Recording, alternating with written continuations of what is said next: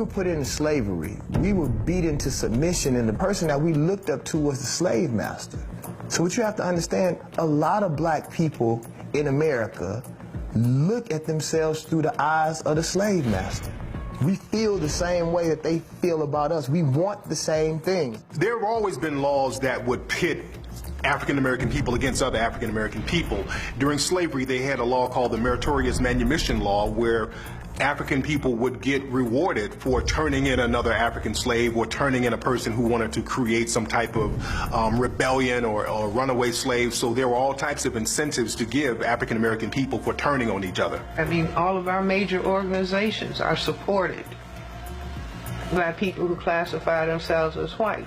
So it becomes difficult to bite the hand that feeds you. Give the illusion of inclusion. And under the illusion of inclusion, we're actually going to take them back to Jim Crow. That's what they're doing. They're taking us back as they give us the propaganda of going forward, and they do this through the hoop. Black bourgeoisie. Every city got a black bourgeoisie. This is how white supremacy operates. A numerical minority cannot control a numerical majority without participation from the majority. It's impossible. A lot of black secret societies are secret to the black community because you're not secret to the dominant society, because if you're a black secret society or a black organization, either you're going to be funded by the dominant society or you're going to be infiltrated by the dominant society. So a lot of these black organizations are secret to black people. If you look at most uber rich black people, I'm not talking about the rappers, because, I mean, that's not moving the financial scope. But I'm talking about the black people that really are making money, especially the men. You don't see anything cultural about them. You usually don't see no beard. You usually don't see no long hair. They're not threatening at all. You never see them stand for anything.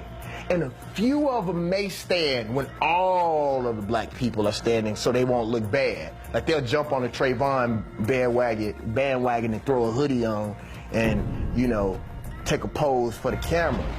They're not really gonna move the pose. And that's what I keep telling people.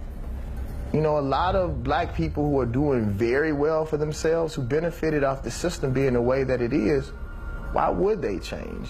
A lot of the black secret societies, they were started because many of the people were the mulatto offspring of slave masters. As a matter of fact, in South Carolina, there was a group called the Brown Fellowship Society, and they were basically freed Africans who were the offspring of the slave masters, and they didn't want to identify themselves with black, and they couldn't be accepted by the dominant society, so they called themselves brown. They settled on that.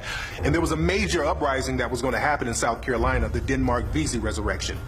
And there were members of this organization called the Brown Fellowship Society that told on the Denmark Vesey rebellion leaders. Money is an anesthetic. It kind of dulls the pain a little bit. You know, well, maybe I can make it.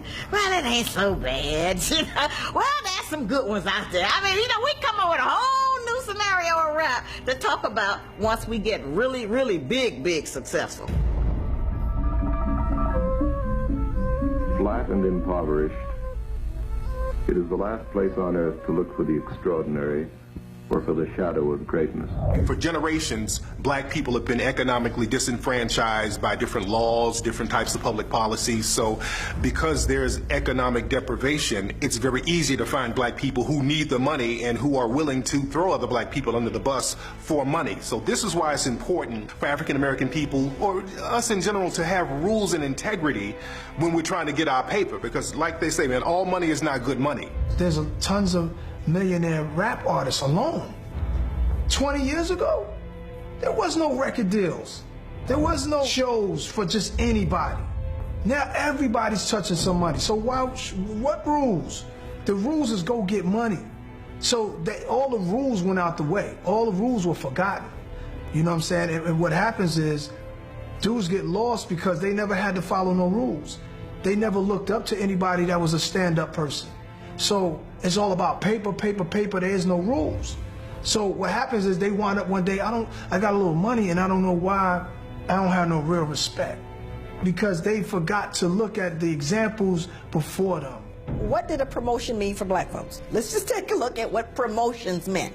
Okay, if you're promoted as a woman, the likelihood is you are either going to be breeder right? You're going to end up getting bread or passed around as a favor, right? So there's fear around, inherent fear around being promoted. If you're a man, you get promoted into what? An overseer? So then you get promoted into being my oppressor. So I'm not all that interested in you getting promoted.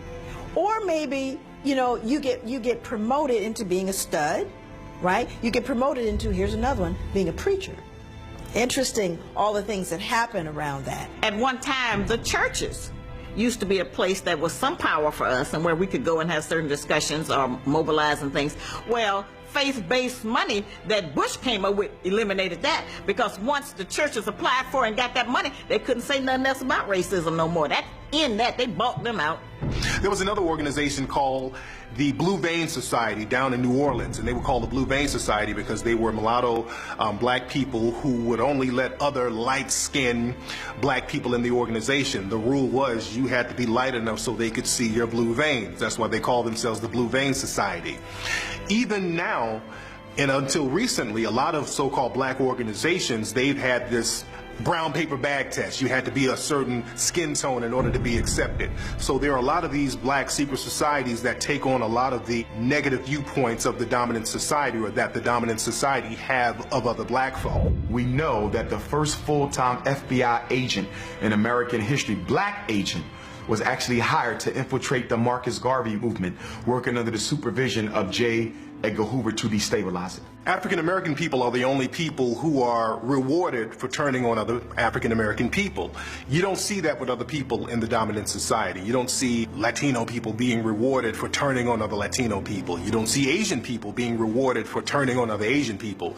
But if there are African American people who are willing to talk badly or negatively about other African American people or throw other African American people under the bus, they get book deals, they get TV shows, they get radio show deals. So there are all types of rewards and incentives for African Americans to throw other African Americans under the bus. And this comes directly from slavery. You know, at one time, the black man had to grin and smile all the time. Everything, it didn't matter what.